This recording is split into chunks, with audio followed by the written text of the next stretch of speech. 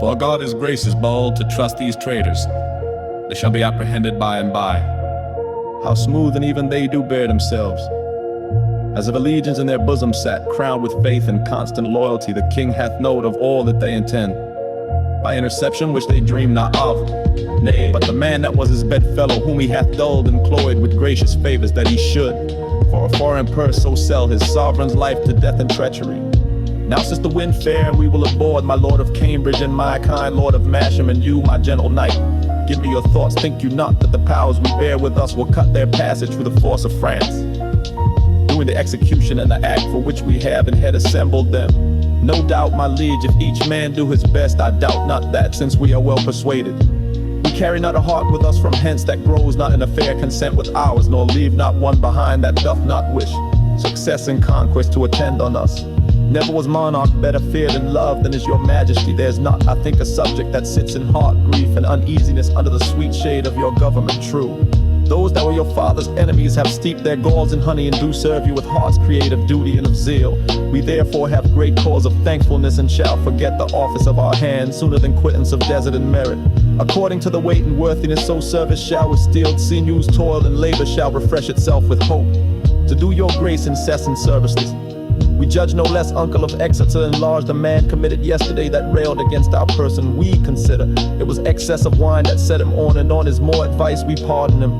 That's mercy, but too much security. Let him be punished sovereign, lest example breed by his sufferance more of such a kind. Oh, let us yet be merciful.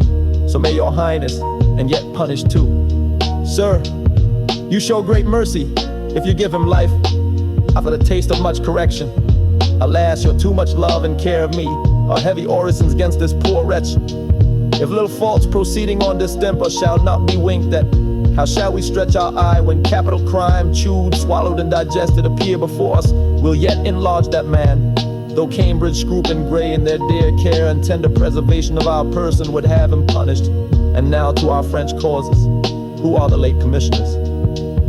I won, my lord, your highness bade me ask for today, so did you me, my liege, and I, my royal sovereign. Then Richard Earl of Cambridge, there's yours.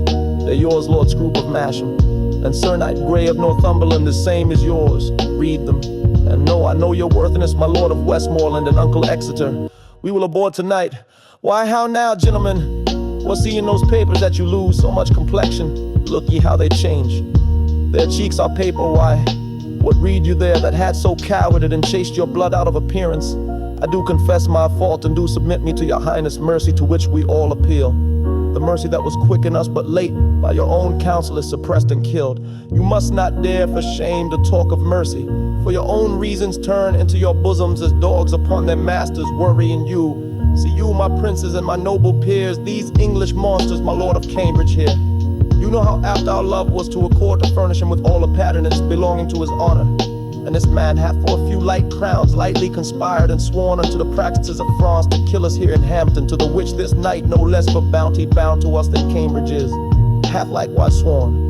But oh, what shall I say to thee, Lord Scroop, thou cruel, ingrateful, savage, and inhuman creature, thou that didst bear the key of all my counsels, that knewst the very bottom of my soul, that almost mightst have coined me into gold, would thou have practiced on me for thy use? May it be possible that foreign hire could out of thee extract one spark of evil that might annoy my finger.